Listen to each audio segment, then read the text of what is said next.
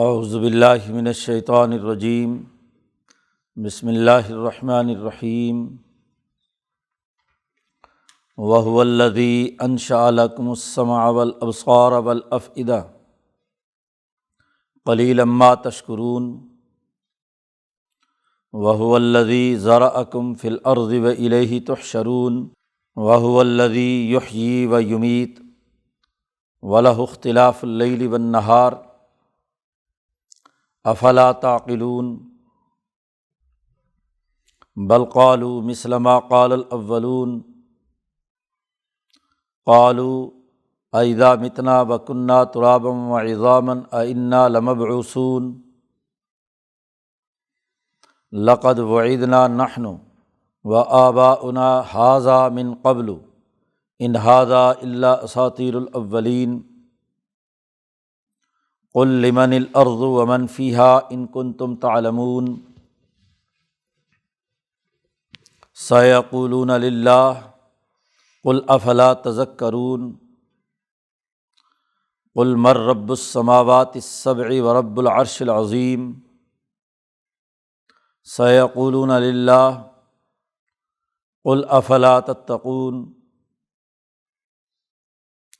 قل من بیدہ ملکوت کل شیء وہو یجیر ولا یجار علیہ ان کنتم تعلمون سیقولون للہ قل فأنی تسحرون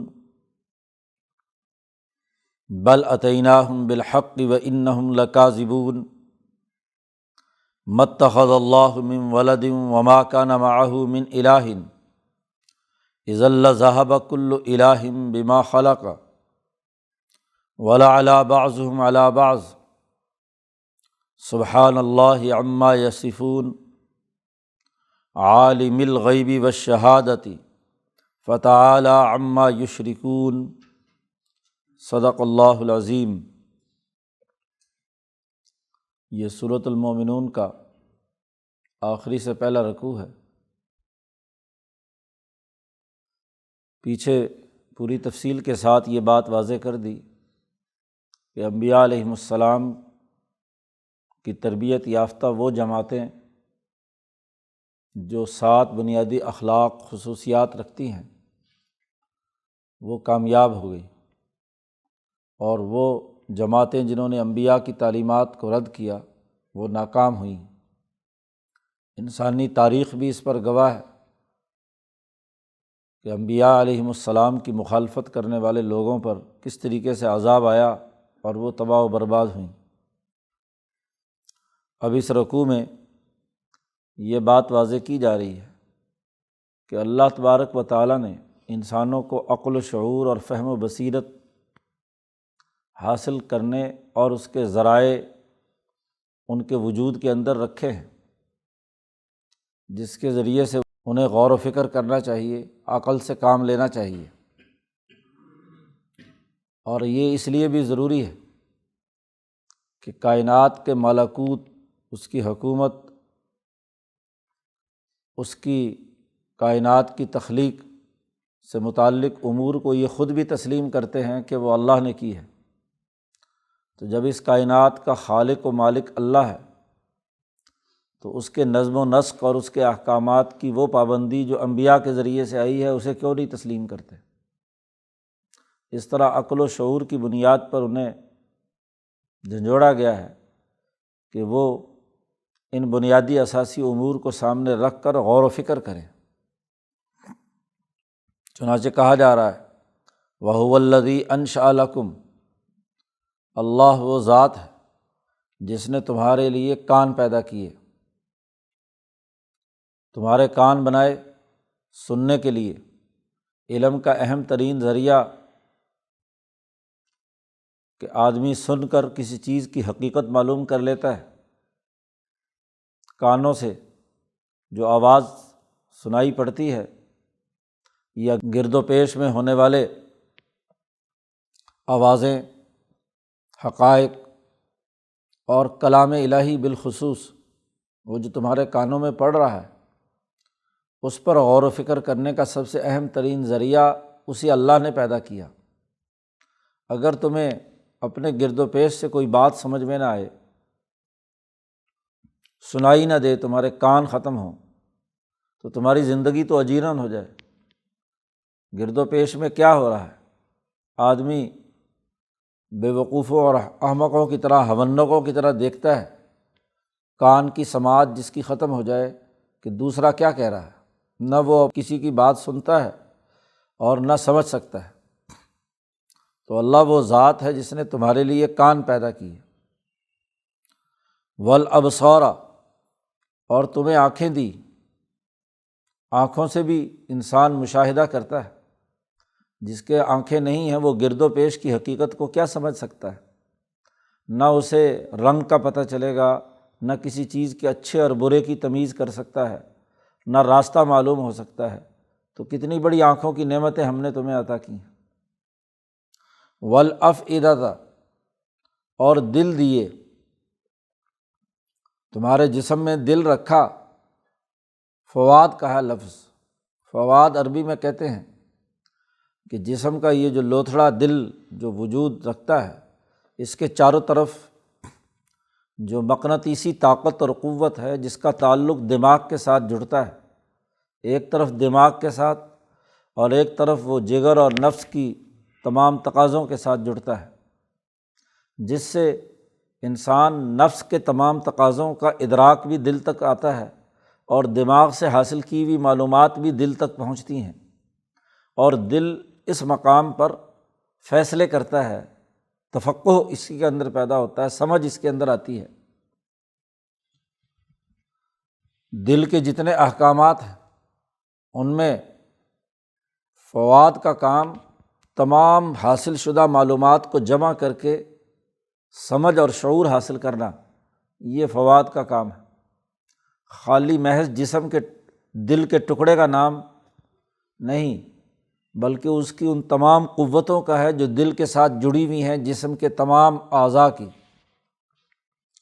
تمہارے دل پیدا کیے جس سے تم بات کو سمجھ سکو، جو کچھ کانوں سے سنا، جو کچھ آنکھوں سے دیکھا، جو کچھ دماغ سے تحلیل و تجزیہ کیا قوت متصرفہ نے، تو ان تمام کا اجتماع دل میں ہوتا ہے، اور دل عزم اور ارادہ کرتا ہے، فیصلے کرتا ہے۔ یہی عزم کا مرکز ہے۔ عزم اور ہمت کہتے ہی اس بات کو ہیں کہ انسان کی تمام طبیعی، جسمانی، عقلی، ذہنی قوتیں وہ ایک کام پر پختہ ارادہ کر لیں، یہ عزم ہے اور یہ ہمت ہے۔ تو عزم و ہمت کا مرکز دل ہے۔ یہ تمہارے اندر اہلیت اور صلاحیت ہم نے حقائق کو پرکھنے، دیکھنے اور سمجھنے کی پیدا کی ہے، لیکن معاملہ یہ ہے کہ قلیلا ما تشکرون، بہت تھوڑا ہے جو تم شکر ادا کرتے ہو، اس کا حق ادا نہیں کرتے۔ کان سننے کے لیے تھے تو کیا سن رہے ہیں، اور اس میں فرق و امتیاز کرنا حق اور باطل میں۔ آنکھوں کا استعمال دیکھنے کے لیے تھا، اور یہ استعمال تمہارا درست ہے، حقائق دیکھ رہے ہو یا سراب کے پیچھے بھاگ رہے ہو۔ ہر جو صلاحیت اور استطاعت دی گئی ہے اس کا صحیح استعمال کرنا، یہ اس کا حق ہے، اور یہ اس کا شکر ہے۔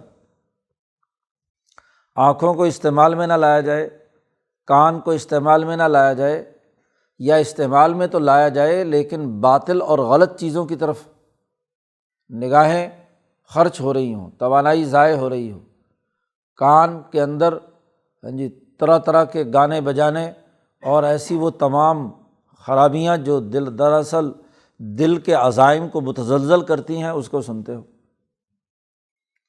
قرآن نے دوسری جگہ پر کہا ان کے کان ہیں لیکن سنتے نہیں، ان کی آنکھیں ہیں دیکھتے نہیں۔ وَلَهُمْ أَعْيُنُ لَا يُبْصِرُونَ بِهَا وَلَهُمْ آذَانٌ لَا يَسْمَعُونَ بِهَا وَلَهُمْ قُلُوبٌ لَا يَفْقَهُونَ بِهَا، دل ہیں لیکن سمجھتے نہیں۔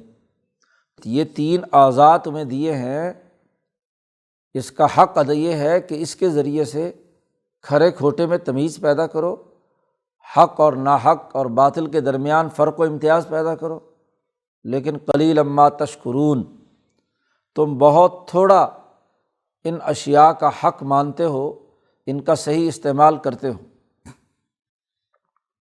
وَهُوَ الَّذِي زَرَعَكُمْ فِي الْأَرْضِ، وہی اللہ کی ذات ہے جس نے تمہیں زمین میں پھیلایا، پورے کرۂ ارض پر انسان ہی انسان، اور وَإِلَيْهِ تُحْشَرُونَ، اور پھر تم تمام کو اسی اللہ نے اپنی طرف جمع کرنا ہے۔ اسی زمین میں اس نے پھیلایا ہے، اسی زمین میں ہی پلیٹ فارم بنا کر ایک بہت بڑا وسیع یکساں ہموار حشر کے میدان میں تمہیں جمع کرنا ہے۔ اللہ وہ ہے وَهُوَ الَّذِي يُحْيِي وَيُمِيتُ، وہی اللہ ہے جو زندہ کرتا ہے اور مارتا ہے اور پھر زندہ کرے گا۔ تو حیات اور موت، دوسری جگہ پر اللہ نے کہا ہے خلق الموت والحیات، ہم نے موت بھی پیدا کی ہے اور زندگی بھی پیدا کی ہے، یہ دونوں چیزوں کی تخلیق بھی ہماری ہے۔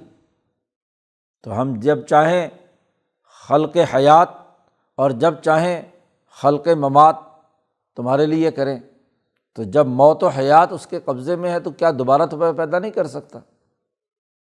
وَلَهُ اخْتِلَافُ اللَّيْلِ وَالنَّهَارِ، اور اسی اللہ ہی کے لیے ہے یہ دن اور رات کا بدلنا، وہی بدلتا ہے۔ سورج چاند کی گردش کا یہ پورا نظام شمسی، اس کے تمام تر مرکزی نظام اور اس کے گردش کرنے کے تمام طریقے وہ اسی کے اختیار میں ہیں۔ اب تمہیں 3 ذرائع علم دیے تھے، سننے، دیکھنے اور سمجھنے کے، تو ان تینوں کو کام میں لا کر یہ بات کیوں نہیں سمجھتے موت و حیات کی، دن اور رات کی؟ افلا تعقلون، کیا تم عقل سے کام نہیں لیتے؟ عقل سے کام لینے کا مطلب ان تینوں ذرائع علم کا صحیح استعمال۔ عقل اس وقت تک کام نہیں کر سکتی جب تک کہ صحیح سماعت نہ ہو، صحیح مشاہدہ نہ ہو اور صحیح طور پر اسے سمجھ نہ پائے۔ سمجھنے کے بعد ہی نتیجہ ظاہر ہوتا ہے۔ تو وہ سمجھ تمہارے اندر کیوں نہیں ہے؟ بل قالوا مثل ما قال الاولون، بلکہ تم وہ بات کہتے ہو جو تم سے پہلے لوگوں نے کہی۔ قالوا، تم سے پہلے لوگ جو گزرے وہ کہتے تھے اذا متنا وکنا ترابا وعظاما، کیا جب ہم مر جائیں گے اور مٹی میں مل جائیں گے، ہڈیاں ریزہ ریزہ ہو جائیں گی، تو کیا یہ ہڈیاں ہماری دوبارہ پھر آئنہ لمبعوثون، ہم پیدا ہوں گے؟ روز تم موت و حیات دیکھ رہے ہو، روز تم دن رات کا تغیر و تبدل دیکھ رہے ہو، تو جب دن رات آگے پیچھے بدل رہی ہے تو یہ دوبارہ زندہ ہونا یہ کیوں ممکن نہیں ہے؟ اب یہ حیات کا زمانہ ہے، یہ کیوں نہیں ہو سکتا کہ ذرأکم فی الارض، آج تمہیں زمین میں پھیلایا ہے تو کیوں نہیں ہو سکتا وإلیہ تحشرون، کہ تمہارا حشر وہاں پر کیا جائے؟ تو یہ عقل سے کام لینے کی بات تھی۔ عقل تو وہی ہے کہ جو صحیح اور درست مقدمات دیکھ کر ایک صحیح نتیجے تک پہنچ جائے۔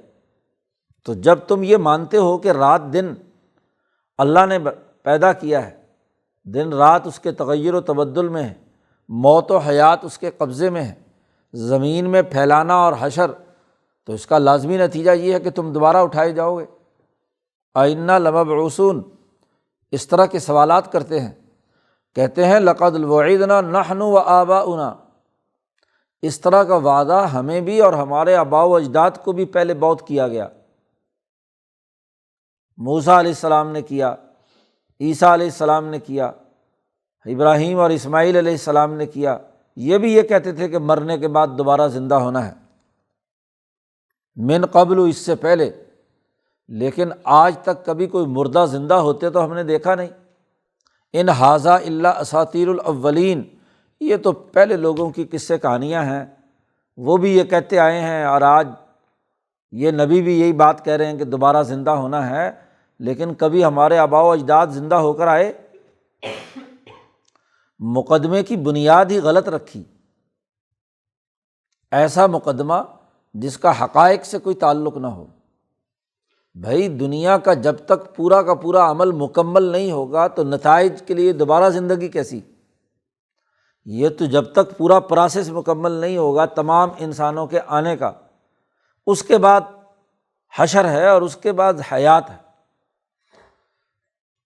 فصل جی اگتی ہے، 6 مہینے لگاتے ہو تم، رات دن میں جب تک دن پورا نہیں ہوگا رات کیسے آئے گی؟ اور رات کا ٹائم پورا ہوگا تو دن آئے گا۔ درمیان میں ہی دن رات 12 بجے سورج نکل آئے، یا دوپہر میں ہی کیا ہے رات نکل آئے، تو جب رات اور دن کے تغیر و تبدل کو دیکھ رہے ہو کہ یہاں زمانہ ایک دور کا مکمل ہوتا ہے تو اگلا زمانہ شروع ہوتا ہے، تو یہ جو دنیا کا زمانہ اس کے لیے بھی ایک وقت مقرر ہے، اور وہ جب وقت مقرر ہو کر مکمل ہوگا تو پھر اگلا مرحلہ شروع ہوگا۔ قل، آپ ان سے کہہ دیجئے، لمن الارض ومن فیہا ان کنتم تعلمون، یہ زمین کس کی ہے؟ پوچھو ان سے۔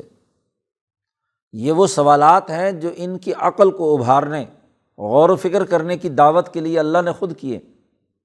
ان سے پوچھو لمن الارض، زمین کا خالق کون ہے، کون مالک ہے اس زمین کا، اور ومن فیہا، اور جو بھی کچھ اس زمین میں ہے، ان کنتم تعلمون، اگر تمہارے اندر علم حاصل کرنے کی صلاحیت ہے، ان کنتم تعلمون، اگر تم جانتے ہو تو بتلاؤ کہ اس زمین کا مالک کون ہے، کس کی زمین ہے۔ اگر یہ سوال ان سے کیا جائے تو سیقولون للہ، تو یہ کہتے ہیں اللہ کی ہے۔ یعنی جب یہ مقدمہ تم مان رہے ہو کہ یہ زمین اللہ کی ہے اور جو کچھ اس زمین کے اندر ہے وہ بھی اللہ کا ہے، کیونکہ مکے کے یہ مشرک اس بات کو تسلیم کرتے تھے کہ اللہ تبارک و تعالیٰ ہی نے زمین بنائی ہے، اصل مالک وہی ہے، اور جو کچھ اس زمین میں، قرآن کہتا ہے کہ جب تم یہ مانتے ہو کہ زمین اس کی ہے اور تمام چیزیں اس کی ہیں تو قل افلا تذکرون، کیا تم غور و فکر کر کے نصیحت حاصل نہیں کرتے، تذکر نہیں ہے تمہارے اندر کہ جب زمین اس کی ہے تو اس زمین کو جب چاہے وہ حشر کے لیے پھیلا دے، اور جب چاہے آج تمہیں دنیا میں زندگی بسر کرنے کے لیے مواقع فراہم کرے، تو جب اس کے اختیار میں ہے تو وہ اس زمین اور زمین کے اندر جتنی مخلوقات ہیں جب چاہے مارے، جب چاہے۔ تو اب اس نے اس چاہنے نے ایک وقت مقرر کیا ہے ہر چیز کے لیے، ایک اجل مقرر ہے، اور جب وہ وقت مقرر ہے نہ اس سے پہلے کوئی کام ہونا ہے نہ اس کے بعد کوئی کام ہونا ہے۔ زمین میں جتنے کام ہوتے ہیں وہ لمیٹڈ ہوتے ہیں۔ مکان بناتے ہو تو ایک لمیٹڈ نقشے کے تحت بنا سکتے ہو، لامحدود، جس کی کوئی حدود نہ ہو، ایسا نہیں ہو سکتا۔ فصل لگاتے ہو تو وہ بھی ایک مخصوص دائرے میں اور مخصوص وقت کے لیے ہے۔ یہ نہیں کہ گندم کا بیج ڈالا زمین میں اور فوراً ہی اگ کر کھیت تیار ہو کر تمہارے لیے فصل تیار ہو گئی۔ اس کے لیے جو وقت مقرر ہے، جو زمانہ مقرر ہے 6 مہینے کا، وہ ضرور پورا ہو کر رہتا ہے، اس کے بغیر گندم تیار نہیں ہوتی۔ تو زمین کا ہر کام ایک محدود دائرے میں ہے، اور ہر حد بندی زمان اور مکان کے ساتھ ہوتی ہے۔ اس کا کوئی نہ کوئی زمانہ ہوتا ہے، کیونکہ زمانہ خود فی ذات ہی اس دنیا کے اندر وہ ٹکڑوں میں ہے، جیسے مثلاً رات اور دن تو 12 گھنٹے یا کم و بیش 24 گھنٹے کا دن رات کا تغیر و تبدل ہے، تو اس کی ایک تقسیم ہے۔ ایسے ہی مہینے کی، سال کی، اور ایسے ہی جو جگہ ہے، اسپیس ہے، تو یہ اسپیس بھی ایک محدود دائرے کی زمین پر ہوگی، لامحدود نہیں ہو سکتی۔ تو ان کے لیے ایک وقت مقرر ہے۔ تو یہ موت و حیات جو انسان کا من فیہن اس زمین میں ہے، اس کا بھی ایک وقت مقرر ہے۔ وہ وقت پورا ہوگا تو تب دوبارہ حیات ہوگی۔ قل، اے محمد صلی اللہ علیہ وسلم، آپ ان سے پوچھ لیجئے کہ من رب السماوات السبع، 7 آسمانوں کا رب کون ہے؟ بڑے بڑے آسمان، اس کو پالنے والا کون ہے؟ ورب العرش العظیم، اور عرش عظیم کا رب کون ہے؟ آسمان اور زمین کو احاطہ کیے ہوئے وہ جو وسیع کرسیہ السماوات والارض، تو وہ اس عرش عظیم کا پروردگار کون ہے؟ تو یہ مکے کے مشرک کہیں گے سیقولون للہ، کہ ساتوں آسمانوں کا رب اور عرش عظیم کا رب اللہ ہے۔ قل، آپ ان سے کہہ دیجئے افلا تتقون، کیا تم اس سے ڈرتے نہیں ہو؟ جو رب ہے، پالنے والا ہے، مربی ہے، تو جو مربی ربوبیت کے تقاضے سے تمہیں پال رہا ہے تو اس سے ڈرنا تربیت کے لازمی تقاضوں میں سے ہے۔ تربیت اس کے بغیر نہیں ہو سکتی کہ جو کسی کو نقص سے نکال کر کمال تک لے جا رہا ہے اس کی بات نہ مانی جائے۔ اگر اس سے وہ بے خوف ہو جائے گا تو بات کیسے سمجھے گا؟ افلا تتقون، قل، کہہ دیجئے کہ من بیدہ ملکوت کل شیء، کون ہے ہر چیز کی حکمرانی اور اس کا ملکوت، اس کی حکومت کس کے قبضے میں ہے؟ ہر چیز کے تمام ڈائنامک سسٹم اسی کے قبضے میں ہے۔ وَهُوَ يُجِيرُ وَلَا يُجَارُ عَلَيْهِ، اور وہ تو اس چیز کو نقصانات سے بچا لیتا ہے، اور ولا یجار علیہ، اور اس سے کوئی بچ نہیں سکتا۔ وہ اگر کسی کو گرفت میں لانا چاہے تو اس گرفت سے کوئی اسے بچا نہیں سکتا، اور اس کے اندر یہ طاقت ہے کہ وہ جس چیز کو بچانا چاہے اس کو بچا لیتا ہے۔ ان کنتم تعلمون، اگر تمہارے اندر علم کی صلاحیت اور استطاعت ہے تو یہ معلوم کرو کہ کون ہے ہر چیز کا ملکوت جاننے والا۔ سیقولون للہ، یہ عنقریب کہیں گے کہ اللہ ہے، اللہ ہی جاننے والا ہے۔ قل، اے محمد صلی اللہ علیہ وسلم ان سے کہہ دیجئے فَأَنَّىٰ تُسْحَرُونَ، کیوں تم پر جادو آ گیا ہے؟ کیوں بے ہوش ہوئے ہو، مدہوش ہو؟ جادو تو تم پر ہے کہ حقائق کے منافی بات کو قبول کرنا، یہ جادو کے زیر اثر ہونا ہے، مسحور ہونا ہے۔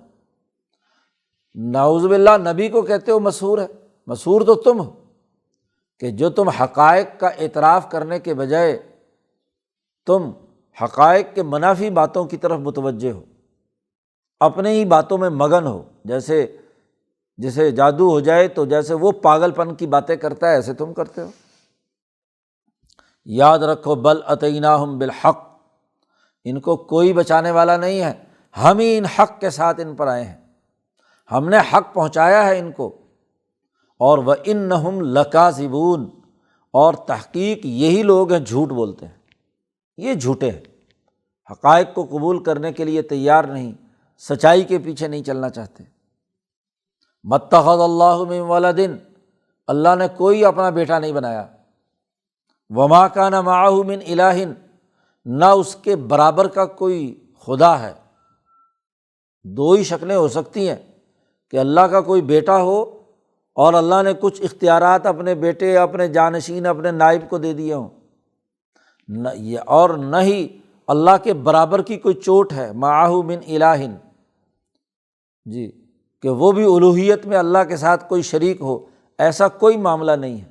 نہ تو اللہ نے کوئی آج تک بیٹا بنایا، نہ آئندہ بنائے گا، اور نہ ہی اس کے برابر کا کوئی اور خدا ہے۔ اگر کوئی برابر کا خدا ہوتا یا بیٹا ہوتا تو اذن لذہب کل الہ بما خلق، تو اس وقت ہر خدا اپنی اپنی مخلوق کو لے کے الگ ہو جاتا ہے کہ جی چونکہ میں نے ہی صرف یہ مخلوق پیدا کی ہے، دوسرا خدا کہتا ہے میں نے یہ مخلوق پیدا کی ہے۔ اور جب دونوں الگ الگ گروپوں میں آ جاتے تو لعلی بعضهم علی بعض، تو ایک دوسرے کے اوپر چڑھائی کرتا۔ اب دو ہی شکلیں ہیں، یا تو چڑھائی کر کے دوسرے پر قبضہ کر لے تو اس کا مطلب یہ کہ دوسرا خدا اب نہیں، وہ الہ نہیں ہے، جو مغلوب ہو گیا، جو سرنڈر کر گیا، وہ خدا کیسا ہوا؟ اور دوسری شکل یہ ہے کہ وہ لڑ کر اتنے لڑے، ایک دوسرے کی مخلوق کو تباہ کریں تو لفسادتا، پوری کائنات میں فساد پیدا ہو جائے، آسمان و زمین ٹوٹ جائیں۔ اسی لیے پچھلی صورت میں کہا تھا کہ اگر اس کائنات میں کئی خدا ہوتے تو لفسادتا، اس کائنات میں فساد واقع ہو جاتا۔ کیونکہ جس کو آپ خدا مان رہے ہیں وہ اتنا طاقتور ہے کہ اس کا مقابلہ نہیں کیا جا سکتا، اور اگر دو اس طرح کے خدا ہوں تو ضرور ٹکرا کر ایک تو غالب آئے گا، اور اگر غالب نہیں آئے گا اور دونوں ہی خدا ہیں تو ٹکرا کر ساری چیزوں کو تباہ و برباد کر دیں گے۔ ایسا کیسے ہو سکتا ہے؟ سبحان اللہ عما یصفون، اللہ بہت ہی بلند تر ہے۔ جو یہ اللہ کے اوصاف بیان کر رہے ہیں، بیٹا بنا لیا، بیٹیاں بنا لی، فلاں کر لیا، فلاں کر لیا، اللہ بہت ہی بلند تر ہے، اس کی شایان شان اس طرح کے نقائص اور کمزوریاں نہیں ہیں۔ عالم الغیب والشہادہ، غیب کو بھی جاننے والا ہے، اور جو شہادہ اور یہاں حاضر ہے اس کو بھی جاننے والا ہے۔ فتعالی عما یشرکون، تو وہ بہت ہی بلند تر ہے ان تمام باتوں سے جو یہ اللہ کے ساتھ شریک ٹھہراتے ہیں۔ جس مخلوق کو اللہ کے ساتھ شریک ٹھہراتے ہیں اس سے اللہ بہت بلند تر ہے۔ تو اللہ کی وحدانیت اور اس کے غلبے کا، اس پوری کائنات پر نظام چلانے کی اس کی طاقت اور قوت کا اظہار اس رکوع میں کیا گیا ہے، اور انسان کے اندر جو علمی صلاحیت اور استعداد پیدا کی گئی ہے کہ وہ دیکھے، سنے اور سمجھے، عقل سے کام لے، علم و شعور حاصل کرے۔ ان کنتم تعلمون، اسی طریقے سے اللہ کے ساتھ سچا تعلق قائم کرے، یہ بنیادی خصوصیت ایک انسان کی ہونی چاہیے، اور جس میں یہ ہے وہ کامیاب ہے، اور جو اس حقائق کا انکار کر رہا ہے وہ ناکام ہے۔ اللہ تعالیٰ قرآن حکیم کو سمجھنے اور اس پر عمل کرنے کی توفیق عطا فرمائے۔ اللہم صل۔